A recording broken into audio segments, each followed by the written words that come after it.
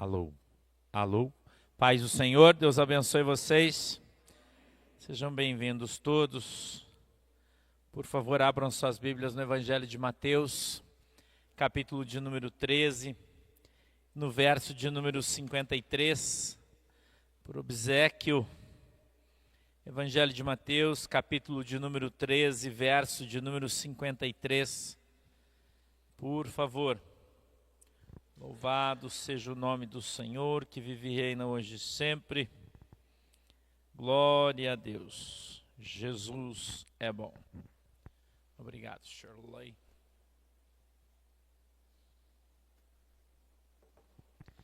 Evangelho de Mateus, capítulo 13, verso de número 53. Quem está sem Bíblia, pode acompanhar aqui comigo. Todos acharam? Amém? Minha Bíblia diz assim: E aconteceu que Jesus, concluindo essas parábolas, se retirou dali, e chegando à sua pátria, ensinava-os na sinagoga deles, de sorte que se maravilhavam e diziam: De onde veio a este a sabedoria e estas maravilhas? Não é este o filho do carpinteiro? E não se chama sua mãe Maria, e seus irmãos Tiago, e José, e Simão, e Judas? E não estão entre nós todas as suas irmãs? Donde lhe veio, pois, tudo isso? E escandalizavam-se nele. Jesus, porém, lhes disse: Não há profeta sem honra, a não ser na sua pátria e na sua casa. E não fez ali muitas maravilhas, por causa da incredulidade deles. Amém? Feche os seus olhinhos, incline a cabeça. Querido Deus, em nome de Jesus, eu peço que o Senhor nos abençoe nessa noite com a Tua presença, que a Tua mão, Senhor, tão poderosa venha sobre as nossas vidas. Peço, Deus, que o Senhor possa nos dar o discernimento e entendimento da Tua palavra, e que ela possa, Senhor, descer do céu revelado aos nossos corações, segundo é a vontade e o desejo do Teu coração. Eu te peço, meu Deus, que o Senhor possa abrir os nossos olhos para que a gente veja, os nossos ouvidos para que ouçamos, quebrantando o nosso coração para que entendamos qual é a boa, perfeita e agradável vontade do Senhor para as nossas vidas. Em nome de Jesus, amém. Nosso querido apóstolo Mateus, ele traz um texto que trata sobre a família de Jesus Cristo, a família que muitos dizem não existir, porque preferem acreditar em conversas, ao invés de observar aquilo que a palavra de Deus diz. Jesus, ao retirar-se, no 54, Gabriel, para mim, ao retirar-se dali, chegou à sua pátria e ensinava-os na sinagoga deles, de sorte que se maravilhavam e diziam: De onde veio a este a sabedoria e essas maravilhas? As pessoas, observando para Jesus Cristo, eles apenas viam a sua figura física, eles não conseguiam ver a sua paternidade celestial, eles não conseguiam enxergar o Cristo. Você já sabe que a palavra Cristo significa Filho de Deus.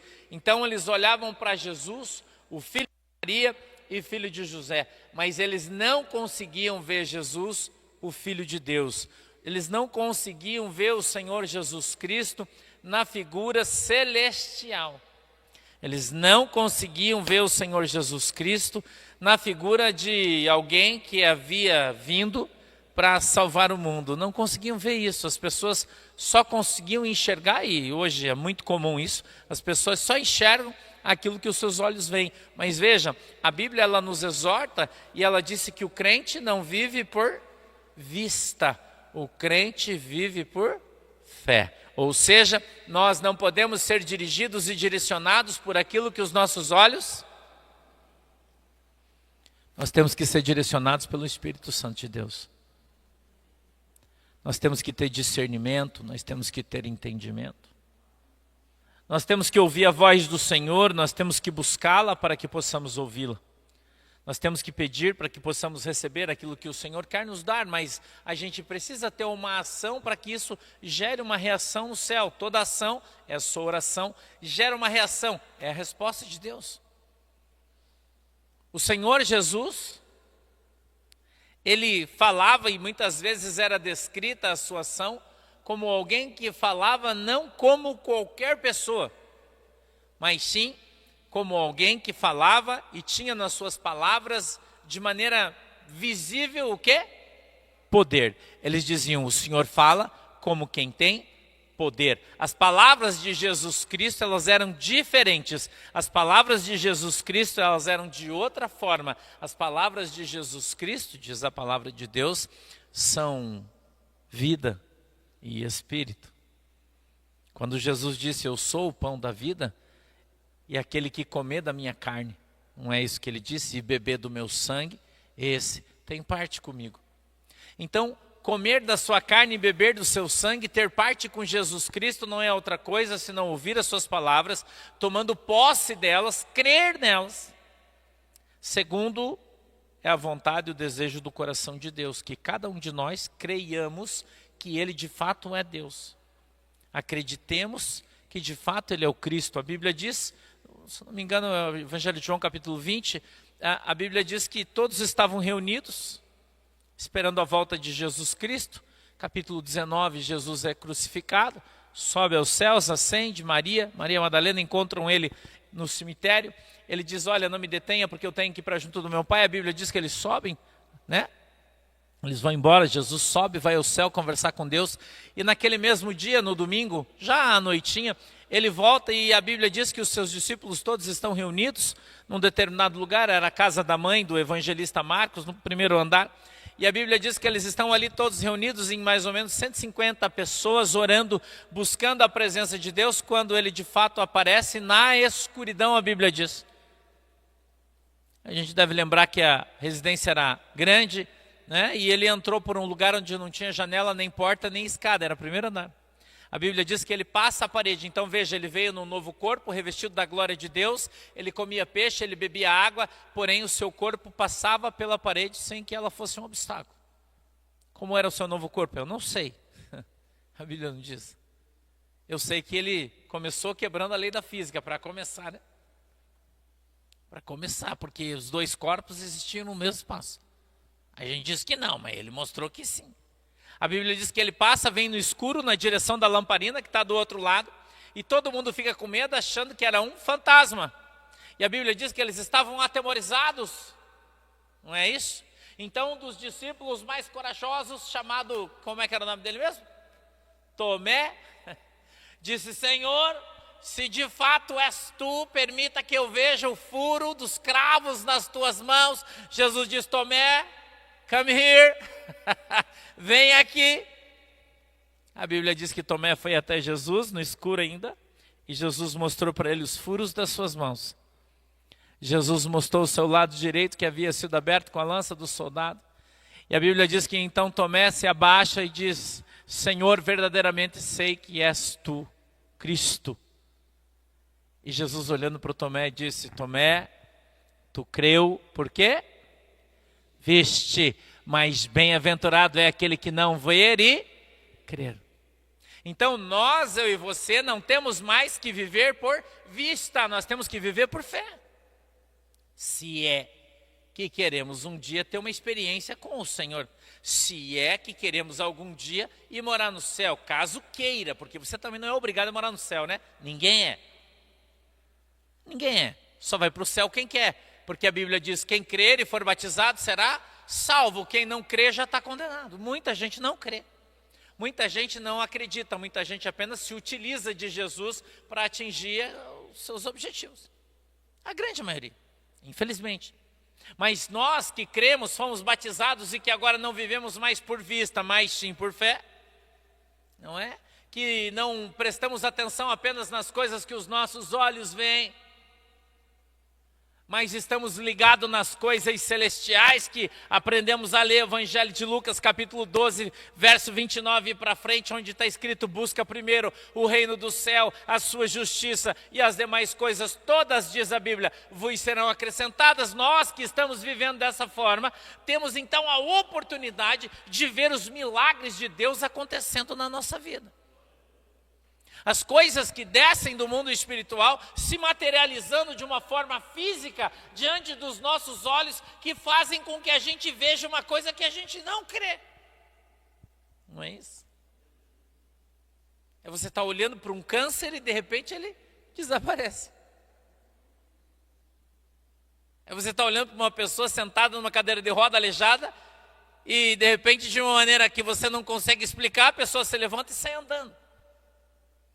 Quando você olha para uma pessoa numa cadeira de roda que quebrou a sua coluna, recebeu um tiro ou sei lá, uma doença qualquer, e o médico diz que jamais ela vai andar, quando você olha para ela numa cadeira de rodas, você fala: olha, tem ali uma pessoa aleijada.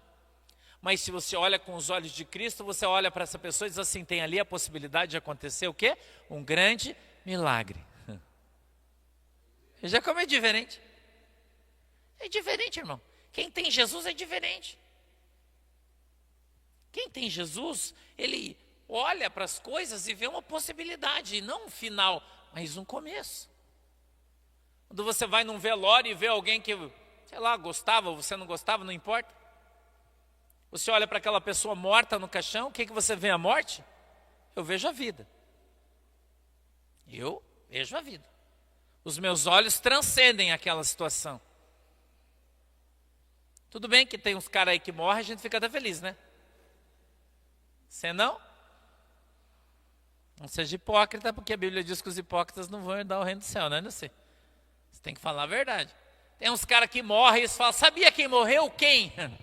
Ah, o fulano de tal. Você fala: ih, aleluia, eita glória. Hã? O céu está em festa, porque ele foi para o céu? Não, vai descansar os anjos. Não é? É parar de incomodar Deus.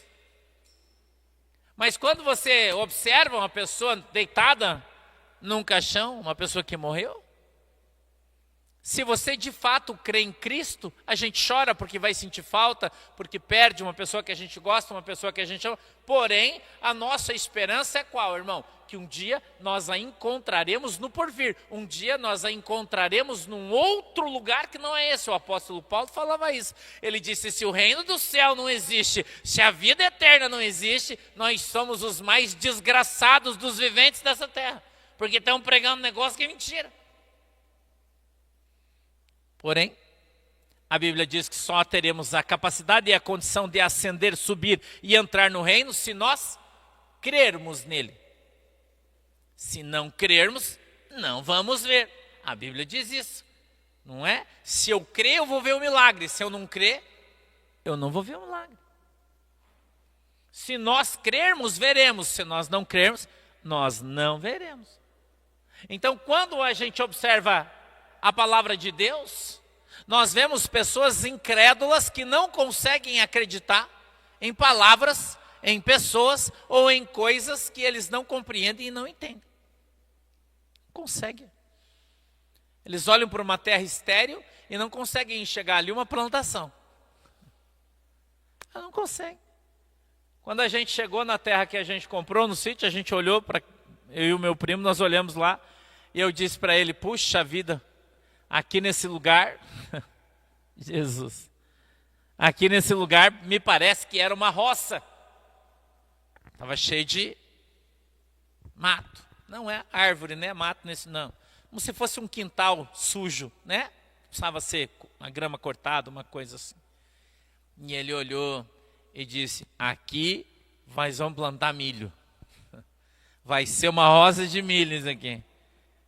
Eu falei: ô glória! E hoje, quando a gente chega lá, é o quê? Uma roça de milho. 9 meses. Vai nascer a criança, né? É 9 meses que nós estamos lá. A criança está nascendo.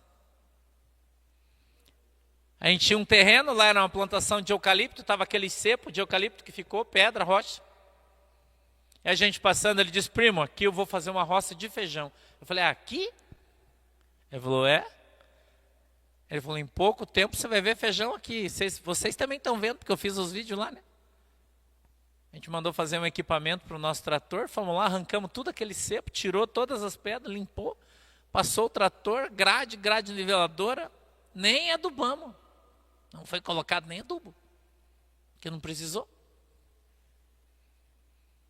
E a gente vai colher lá, se for da vontade de Deus, né? Muito feijão. A gente já está até planejando, né, Antônio? Quando a gente vai arrancar, já, porque vai precisar bastante gente. Nós vamos lá arrancar o feijão. Quer comer feijão? Você vai ter que arrancar. Né, Antônio? Vai ter que arrancar. Se não arranca, não come. Nós olhamos para uma terra estéril e a gente vê o que além de pedra e mato? Nada. Mas quando você vê alguém trabalhando, alguém suando naquele lugar para que ele seja transformado.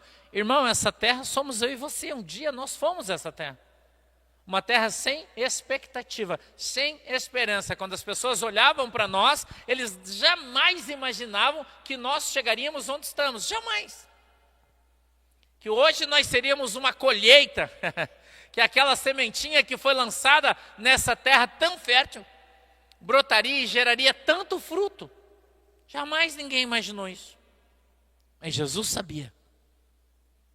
Jesus, quando mandou jogar semente no seu coração, ele sabia o que seria gerado. Ele sabia no que você seria transformado. E o diabo também. Por isso é tão difícil. Porque o diabo sabe dos planos de Deus. O diabo sabe do teu chamado. O diabo estava sentado ao lado do profeta quando ele olhou para você e profetizou e disse, Deus vai fazer uma grande obra na tua vida. Aleluia. Quando você foi a primeira vez na igreja, Deus levantou um profeta e ele disse, ei vaso, Deus te chamou e você vai ser o grande na terra. Grande ministério, grande pastor, grande pregador, vai arrastar multidões, vai pregar para milhões. Deus vai te usar para mudar a sorte de nações. Deus vai te usar para levantar o morto, Deus vai te usar para levantar o aleijado. As pessoas do lado ficam olhando para vocês e dizem, isso é o pior da família. Isso é igual a erva daninha, só dá onde o terreno não presta. Irmão, Satanás ouviu aquelas palavras e ele fez de tudo para impedir você de alcançar a promessa de Deus. Ele fez de tudo para impedir você de receber aquilo que o Senhor havia profetizado sobre a sua vida. Ele trouxe a prostituição, ele trouxe o furto, ele trouxe a mentira, ele trouxe a inveja, ele trouxe a astúcia de Satanás e tudo o que ele podia fazer para prejudicar você, para quebrar você, para impedir você de chegar no objetivo que Deus havia planejado, ele fez. Porém, a minha Bíblia diz que desde o princípio, Satanás foi derrotado por Jesus Cristo na cruz do Calvário. Quando Jesus Cristo morreu, quando ele rendeu-se, quando ele entregou-se, quando o seu sangue foi vertido na cruz e a terra o bebeu, o verdadeiro Cordeiro de Deus foi sacrificado, foi morto e foi sepultado, mas ele ressuscitou no terceiro dia e está vivo, aleluia, para dar esperança para mim e para você, para dizer quem prometeu fui eu, para você poder levantar os seus olhos para o céu e dizer o meu Redentor vive. O meu Redentor está lá no céu, sentado à direita de Deus, intercedendo por mim e por você. Jesus, nosso Deus, o nosso Senhor, o nosso Salvador, o nosso irmão mais velho, nosso brother. Você não olha Jesus assim? O nosso brother, o nosso companheiro, o nosso amigo. A Bíblia diz que nós deveríamos pelo menos, ter intimidade com Deus. E quem é íntimo, chama o seu amigo pelo nome, sim ou não? Aí tem gente que só sabe falar, Senhor, Senhor. Mas nunca amigo, irmão. Nunca. Alguma vez você já olhou nos olhos de um homem e disse, cara, eu te amo. Você já falou isso? Sem viadagem, claro, né? Sem viadagem. De maneira hétera. Você já falou isso para alguém alguma vez? Já imaginou se encontrar Jesus? O que você ia falar para ele? Olhos nos olhos. Eu não estou falando das gurias, que as gurias, né, tem costume de falar isso. Mas dos guri, que não tem costume de falar isso. Se olhar nos olhos de um baita de um homem e dizer, ah, cara, eu te amo. Eu vou morrer por tu. Tu seria capaz de fazer isso? Jesus, tu é o amor da minha vida, cara. Meu Deus, como é que eu faço para viver sem você? Ter intimidade, ser íntimo, significa ser cheio do Espírito Santo, ser cheio de poder. Ter intimidade e ser íntimo quer dizer andar na presença do Senhor Jesus Cristo e ser uma bênção. Ter intimidade e ser íntimo significa ser amado por Cristo, ser cuidado por Cristo, ser abençoado por Cristo, ser conduzido por Cristo, segurando na sua mão. Essa é aquele hino, segura nas mãos de Deus, segura nas mãos de Deus, pois ela te sustentará. Não temas, vai adiante e não olhes para trás. Segura nas mãos de Deus e vai. Oh, glória! Oh, glória! Aleluia! Irmão, quando você está segurando na mão de Deus, não tem mais ninguém. Quando você está segurando nas mãos de Deus, não tem para ninguém, irmão. Eu vou contar uma coisa para você que talvez você não saiba. A tua religião não vai salvar você. A tua igreja não vai salvar você. O pastor que vos fala não vai salvar você. Quem vai salvar você é a tua fé em Jesus Cristo. Só. É a tua fé em Jesus Cristo. E isso vai salvar você. Você pode ter a religião que você quiser, irmão. Ter a religião, hoje aconteceu um fato na geopolítica, né? O governo do Bashar al-Assad caiu na Síria. Um ditador, né? Mais de 50 anos, seu pai, ele 25 anos que comanda o país. Mas eu vou contar uma coisa que você não sabe. O Bashar al-Assad, ele permitia o cristianismo na Síria, apesar da repressão. E lá, uma quantidade grande da população é cristão, copta, católico, copta. Que é o mesmo, ou muito parecido com o catolicismo russo, não o romano. Né? Não tem imagens, não tem santos, não tem essas coisas. Uma grande parte da população. E eles tinham a oportunidade, podiam cultuar a Deus, apesar das dificuldades. Mas o protestantismo não podia. Porque os coptas não permitem. E agora esses caras que tomaram o poder, que foram levantados com o apoio de Israel, dos Estados Unidos, todo mundo, mesmo que negue, a gente sabe que é verdade. Esses caras são radicais de uma vertente da Al-Qaeda e do ISIS. Lembra do ISIS que matou os cristãos, colocando os caras tudo de joelho, faca no pescoço? Quem lembra? Apareceu na televisão isso. São esses caras que tomaram a Síria. E já estão dizendo que agora vão pregar a Sharia, que é a lei islâmica. Ou seja, não poderá haver outras religiões na Síria. E você vai dizer para mim, mas pastor, mas aí Deus, cara, eu digo para você, o que Deus tem com isso? O que Deus tem com isso? Quantos anos as pessoas tiveram a oportunidade de pregar o cristianismo na Síria? Por que não foi pregado? Quantos anos de liberdade? 25 anos eles tiveram de liberdade. Por que as igrejas não cresceram, as coisas não aconteceram, não houve uma mudança de paradigmas lá? Não teve. Por quê? Religião. Cada um tem a sua. Mas Jesus está onde? Quando eu fui para o Egito, eu ouvi muito falar de religião. Lá no Egito, por exemplo, se você é cristão, você não pode usar uma camisa escrito Jesus. Os caras apedrejam você na rua. Eu fui avisado no hotel. E não é o islâmico, o muçulmano que apedreja você, são os cristãos, os católicos, coptas. Você não pode ter tatuagem, Jesus, não pode.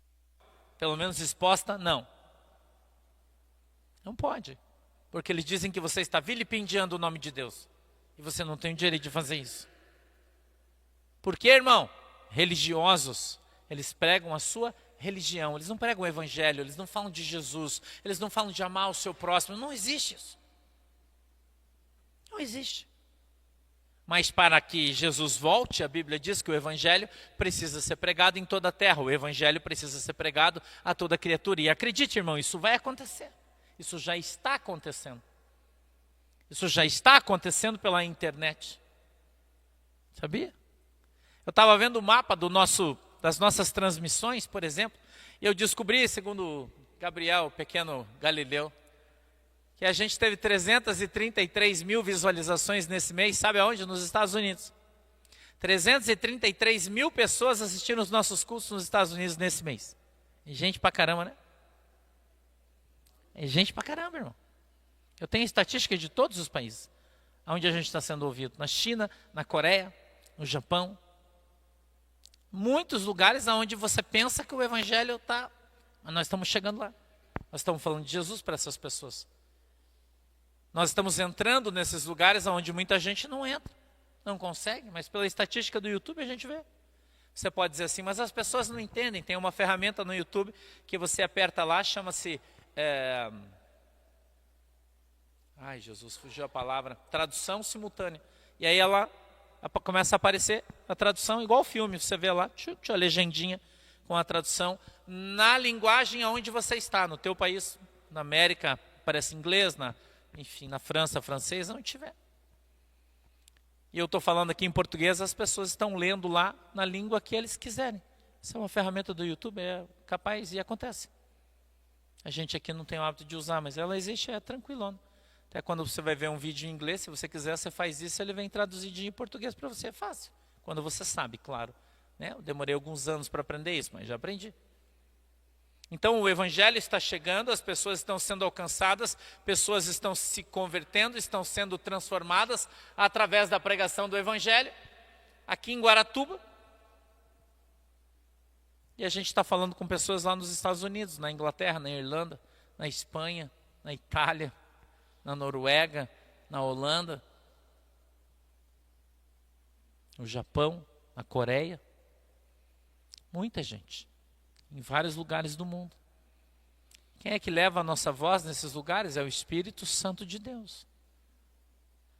Então Jesus, o Cristo, Jesus, o Filho de Deus, e não Jesus, o Filho de Maria e de José, mas Jesus, o Cristo, Jesus ressuscitado, Jesus Deus, cheio de poder e de autoridade, é Ele quem vela pela sua palavra para que ela se cumpra.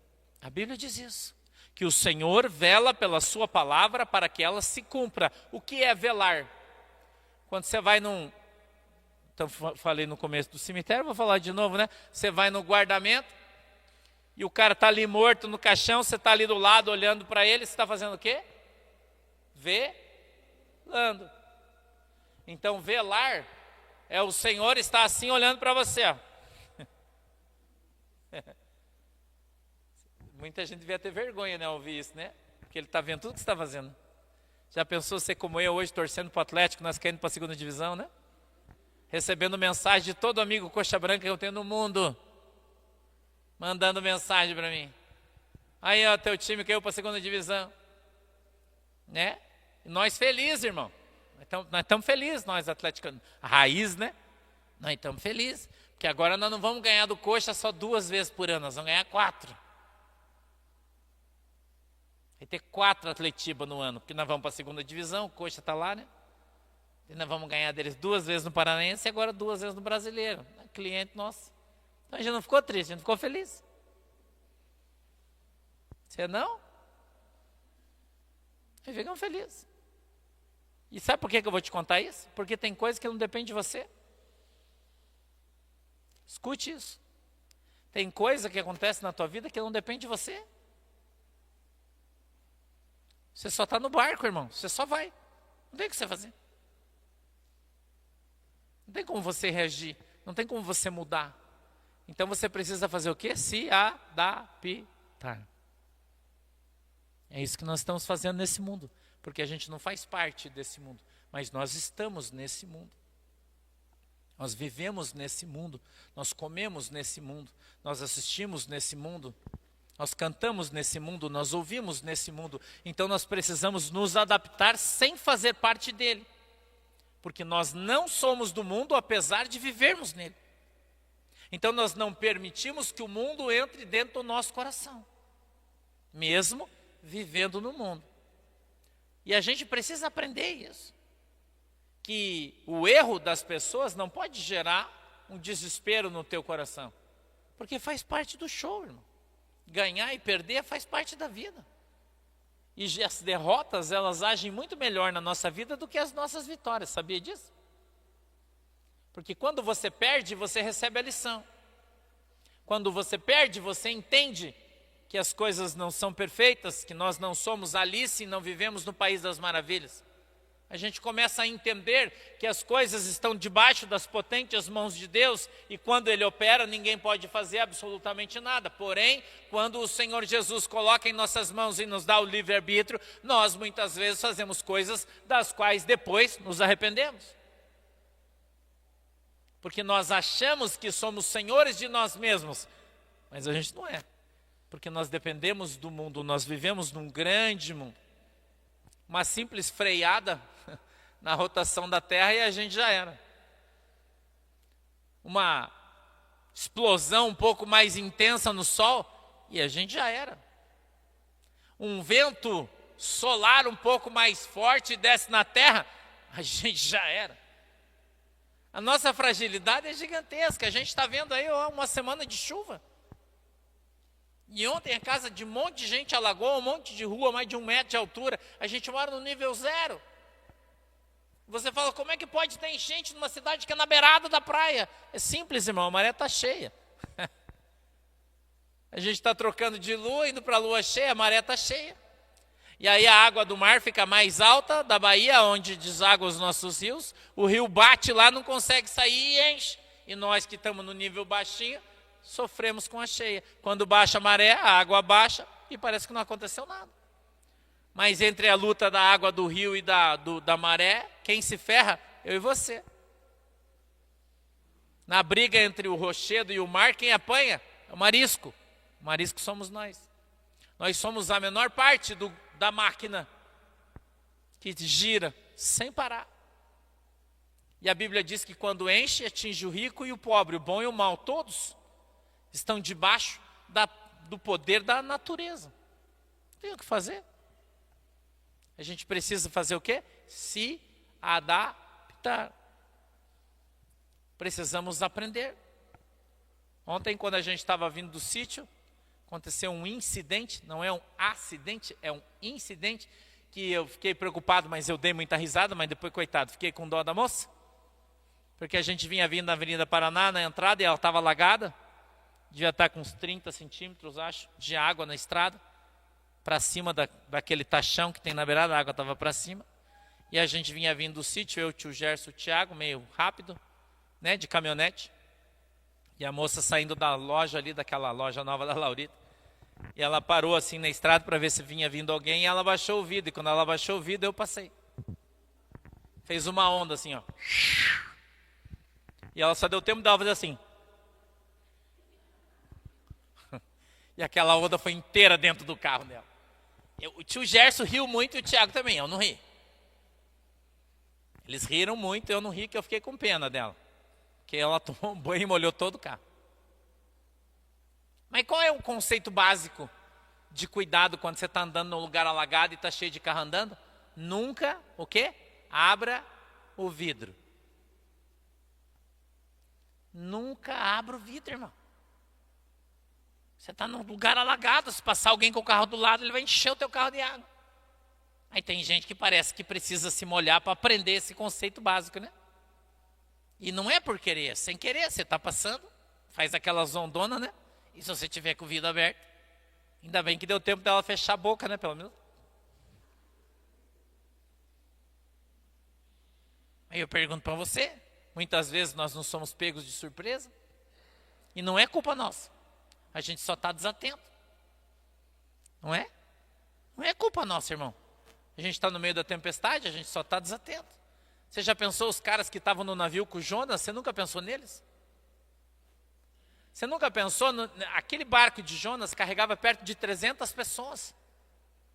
Você nunca pensou nas outras 299 pessoas que estavam dentro do barco com Jonas? Porque a história é contada e o Jonas está afundando o barco por causa da sua rebelião contra Deus. Porque ele havia se levantado contra Deus, o barco estava indo a pique, ele ia afundar. Você já pensou como as outras pessoas estavam se sentindo no meio daquela tempestade, numa situação miserável? Você já pensou? Já pensou nisso? E eles não tinham culpa. Ou você acha que eles tinham culpa do Jonas ter entrado no barco deles? Hã? Você já pensou você num cruzeiro, 5.000 pessoas no navio? E de repente chega um cara atrasado, correndo com as suas malas, e você fala, calma, calma. Aí os marinheiros que estão lá embaixo para levantar aquela passarela, falam, segura, segura. Chegou aí o 4.999 atrasado. Você, não, calma, coitado do cara, ele pagou. E quando o cara vem correndo, você olha na testa dele e está escrito, Jonas. O cara veio para afundar o teu barco, mas foi você que deixou ele entrar. E como você vai saber? Então existem coisas sobre as quais você não tem o que fazer. Graças a Deus, para os outros, né? Que Jonas foi lançado fora do barco. E aí ele afundou e o barco não. Agora, se Jonas não é jogado para fora do barco, irmão, afunda todo mundo. Assim é o nosso pecado. Muitas vezes um pecado está afundando todo o nosso barco. Muitas vezes um pecado está lançando a gente numa situação difícil. Muitas vezes um pecado está enterrando a gente. E se você não acordar para lançar esse pecado fora, você vai afundar junto com todo mundo. Não tem o que você fazer. Porque você não pode ir contra a palavra de Deus. A palavra de Deus diz, não matarás. Se você matar, você está no mato. Não roubarás, mas você rouba. Não mentirás, mas você mente. Não adulterarás, mas você é adúltero. Como é que faz? Então nós precisamos pegar esse Jonas na nossa vida e jogar ele para fora do barco. Aí ele vai afundar e vai embora. E nós somos salvos. Assim é o Evangelho, irmão. Tudo que você vê na palavra de Deus é uma figuração do Evangelho de Jesus Cristo. Mesmo que seja lá no Velho Testamento, você vai enxergar isso. A Bíblia diz que a arca de Deus foi roubada e foi levada para a terra dos filisteus e permaneceu lá por alguns anos, por algum tempo, não anos, tempo, meses. A Bíblia diz que os caras roubaram porque ela era de ouro e achavam que ela tinha muito valor financeiro. Porém, essa história é muito legal, ela é levada numa determinada cidade e é trazida para dentro de um templo onde tinha um deus que se chamava Asdod, ou Asdod, eu não me lembro bem. E ele era o Deus da fertilidade dos caras. Tem gente que acha que Jesus não tem humor, né? Mas eu vou mostrar para você que ele tem. O cara, eles levaram a arca de Deus e colocaram ela para dormir na frente de uma imagem enorme de um cara que era conhecido por todo aquele povo como Deus da fertilidade.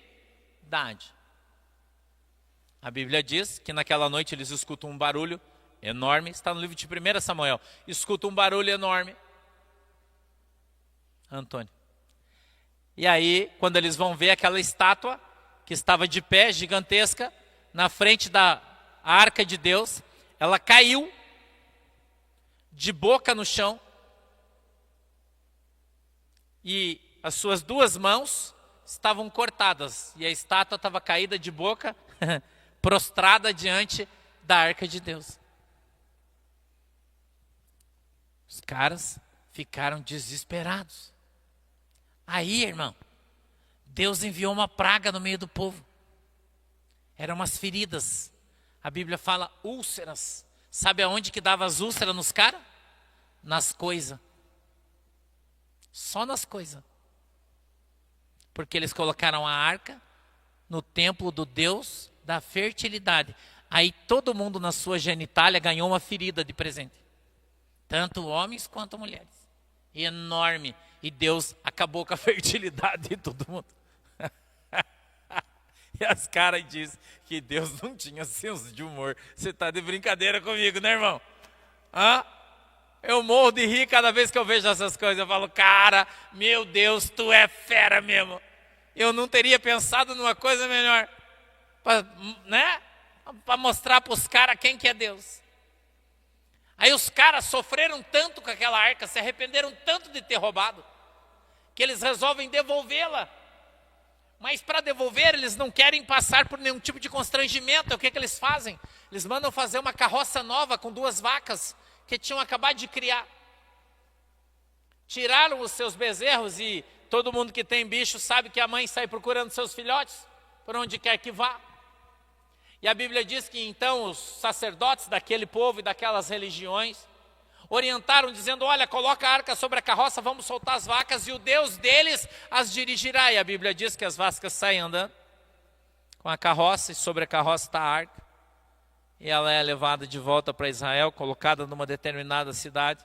Os sacerdotes a recebem, a reconhecem, olha a arca de Deus, Deus a trouxe, colocam ali. Daí a Bíblia diz que um bando de sacerdote, um bando de religioso olha e fala, nossa, mas a arca está aqui, ela está totalmente disponível, então vamos aprender com ela, vamos aproveitar a oportunidade, vamos abrir a arca e vamos ver o que tem dentro. Conhece o ditado, a curiosidade matou o pato? Nasceu aí. A Bíblia diz que quando os caras abrem a arca, sai de lá um poder tão grande que mata todo mundo. Todo mundo morreu. Todo mundo que estava curioso morreu. Irmão, não seja curioso. Não se mete onde você não foi chamado. Não se mete nas coisas de Deus. Não se mete nos mistérios de Deus se você não foi chamado, irmão, porque você pode morrer. Você pode morrer. Veja que a gente continua exatamente dentro do mesmo texto. Nós estamos falando em pessoas que olham apenas o que o seu olho vê e pessoas que têm discernimento e entendimento espiritual. Pessoas que caminham em lugares onde não conhecem, não sabem, porém, em função do respeito e da sabedoria que eles têm, eles não morrem, mas outros morrem. Vem no texto comigo, Gabriel, mais um pouquinho, por favor, 55. Não é este o filho do carpinteiro, e não se chama sua mãe Maria, seus irmãos Tiago, José, Simão e Judas? Jesus tinha quantos irmãos, irmãs? Você sabe? Quantos estão descritos aqui pelo seu nome? 4 meninos, filhos de Maria e José. Então, quando alguém falar para você que Maria era virgem, ele está mentindo para você. A Bíblia não diz isso. A Bíblia diz que a virgindade de Maria, ela existia no momento da concepção de Jesus Cristo, que foi trazido pelo Espírito Santo de Deus. A Bíblia diz que a sombra do Espírito Santo a cobriu. A primeira inseminação artificial, a gente está vendo dentro da Bíblia isso. O Senhor traz o óvulo fecundado do céu e coloca no ventre de Maria, ela é virgem. José não havia tido relação absolutamente nenhuma com ela, muito pelo contrário, a Bíblia diz que quando ele descobre que ela está grávida, ele quer sair fora, porque ele não tinha tido relação nenhuma e achou que ela tinha traído ele. Então o anjo do Senhor vem até José e diz para ele assim, ó, não abandona ela, porque o que está no ventre dela é santo. Aleluia. Foi o Senhor que colocou lá. Mas depois que Jesus nasce, então José passa a viver maritalmente com Maria normalmente. Porque a lei judaica dizia que a mulher que não proporcionava filho deveria ser abandonada. Ou o cara arrumava outra no seu lugar. Então, a Bíblia diz que Maria teve 4 meninos, que se chamavam Tiago, José, Simão e Judas, mais novos que Jesus. Jesus é o primogênito, quer dizer, o primeiro de Maria, não é? E de Deus ele é o unigênito, ou seja, o único. E ainda depois mais 5 irmãs. Jesus tinha 9 irmãos. E por isso ele trabalhou até os 30 anos, porque o seu pai José morreu cedo. Jesus era um jovem ainda quando seu pai morreu. Ele era o filho mais velho e precisou trabalhar intensamente para sustentar a sua família, a sua mãe e todo mundo, até que os seus irmãos crescessem. E por isso o seu ministério só começou com 30 anos. Pode vir, Gabriel, 56, olha isso. E não estão entre nós todas as suas irmãs? De onde lhe veio, pois, tudo isso? 7. E escandalizavam-se nele. Jesus, porém, lhes disse, não há profeta sem honra, a não ser na sua própria casa. Em casa, profeta não tem honra. Se a irmã levanta e diz, olha para o marido, para a galera, falou assim, eu tive um sonho e eu tenho certeza que é uma revelação de Deus. Hoje a gente não vai sair de casa porque vai chover muito. Eu tô, para, isso aí foi só um sonho. Você comeu feijão, para com mané, que Deus vai te dar um sonho profético. Sai, dá uma chuva, os caras ficam ilhados. Porque ninguém acreditou na irmã, não é? Quer ver quando você vai sair para fazer alguma coisa e aí você sente uma vontade, um desejo de não ir. E aí você vem para a galera e fala, galera, é o seguinte, eu não estou me sentindo bem, não estou com vontade de sair, estou sentindo uma coisa, melhor vamos ficar em casa. Ah, você não quer ir? Fica aí. Não é? Você quer estragar a festa de todo mundo? Porque o profeta não tem honra em casa, irmão. O profeta não tem honra em casa. Pelo menos a maioria deles. Quando a sua casa é uma casa de homens e mulheres crentes, aí funciona. Mas se não é, aí o negócio vai ser estreito. Então, Jesus tinha esse problema na sua casa. As pessoas não acreditavam que ele era o Cristo e não o honravam como de fato ele merecia ser honrado, porque ele era o Cristo, o Filho de Deus. A Bíblia é muito clara sobre esse respeito. E a Bíblia diz, tem mais um, né, Gabriel? 58. E não fez ali muitas maravilhas por causa da incredulidade deles. Por que você não recebe milagre? Porque você não crê. Por que muitas vezes o Senhor não opera na tua vida, na tua casa? Porque você não acredita. Porque você acha que você vai crescer, que você vai prosperar em função da capacidade e habilidade das suas mãos. Mas a Bíblia diz, maldito do homem que confia na força do seu próprio braço. Bendito é aquele que confia no... Pronto, irmão. A terra pode estar arada, está bonita, está sossegada, você pode plantar, mas se você não molhar vai nascer alguma coisa? E se não chover? Nem todo mundo tem irrigação, né? Quem não tem? Planta, depende da chuva. Eu aprendi que depois que acaba a última geada, os caras começam a preparar a terra, e aí sabe o que eles ficam esperando para pôr a semente no chão? Sabe o que é? A chuva. Eles esperam a primeira chuva. Aí chove, molha bem a terra, aí os caras plantam. Porque eles sabem que o ciclo natural da chuva vai começar depois da primeira geada.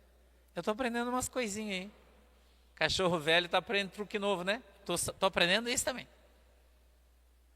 Estou aprendendo isso aí também. O ciclo das coisas.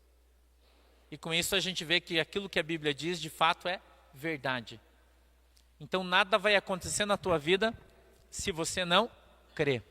Quando você começar a acreditar, quando você começar a crer, quando você começar a interpretar adequadamente a vontade de Deus, o direcionamento de Deus, a palavra de Deus na sua vida e começar a crer em Cristo, então você vai começar a ver a tua vida sendo transformada.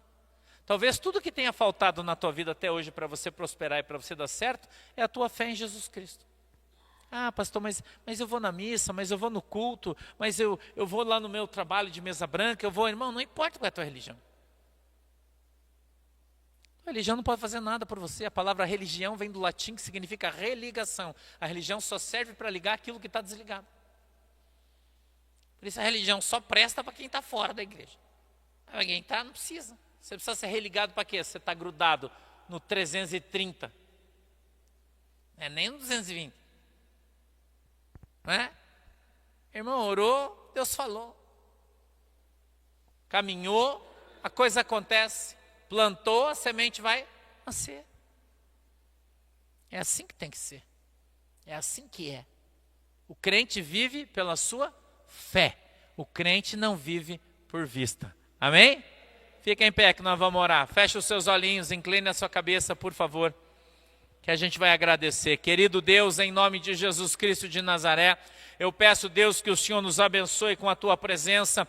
Eu peço, meu Deus, em nome de Jesus Cristo, que a Tua mão poderosa esteja conosco, que o Senhor possa nos alcançar e nos abençoar na autoridade e no poder do nome de Jesus. Eu te peço, Deus, em nome de Jesus Cristo, que o Senhor venha trazer para nós, papai, o direcionamento, o discernimento da Tua palavra. Que nós possamos, meu Deus, aprender contigo, andar contigo, estar contigo, sermos Teus, estarmos, Senhor, na Tua presença, para que o Senhor nos abençoe na autoridade e poder do nome de Jesus. Eu te peço, papai, que o Senhor nos ensine segundo a Tua palavra, para que nós andemos com o Senhor, cresçamos na graça e também no conhecimento e sejamos uma bênção em nome de Jesus. Amém e amém. Você crê nisso? Pode dar uma salva de palmas aí para Jesus. Glória a Deus. Aleluia. Tome o teu assento, sente-se, por favor. A gente vai recolher as ofertas que vocês trouxeram rápido, como quem corre. A gente já quer ir embora, não sei você, mas eu quero, estou com fome já, preciso ir embora. Glória. Nada como uma jantinha, né? E nossa cama quentinha com essa chuva. Banho quente para esquentar os pés, né? Deus é bom. Deus é bom. Aleluia. Você que trouxe a sua oferta, levante as suas mãos aí. Eles vão entregar um envelopinho para que você coloque dentro.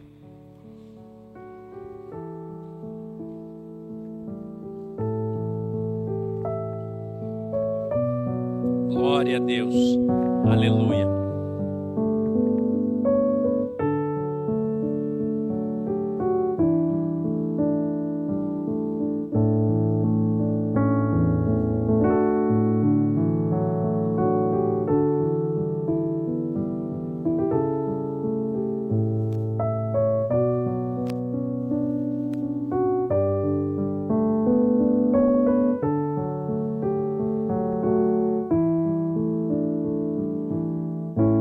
Feche os olhinhos que a gente vai orar. Querido Deus, em nome de Jesus, eu peço a Tua bênção sobre a nossa congregação, sobre os irmãos, e que o Senhor possa nessa noite abençoar todos os ofertantes e dizimistas da nossa igreja, em nome de Jesus. Amém e amém. Pode se levantar, se você trouxe sua oferta, vem trazer aqui na frente, por favor. Você que está em casa, os dados bancários já estão disponibilizados, e caso queira, pode também enviar aí a sua oferta e o seu dízimo, por favor.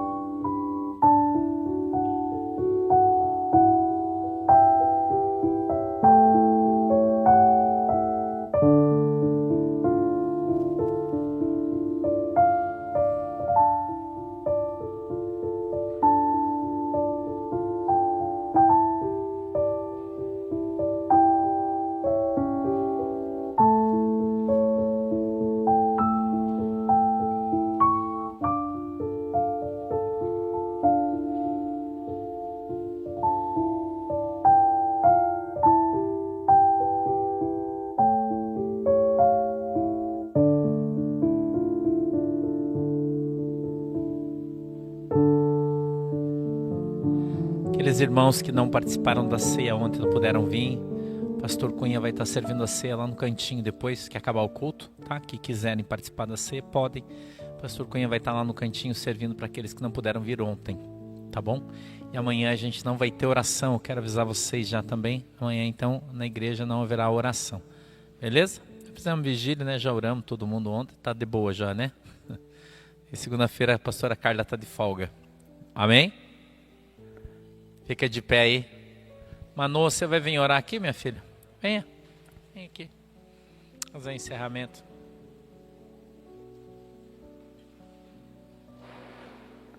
Glória a Deus. Aleluia. Jesus é bom.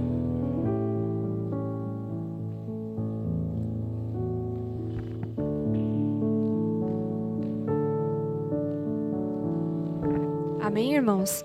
Vamos estar abaixando as nossas cabeças. Vamos estar entrando nesse momento de oração.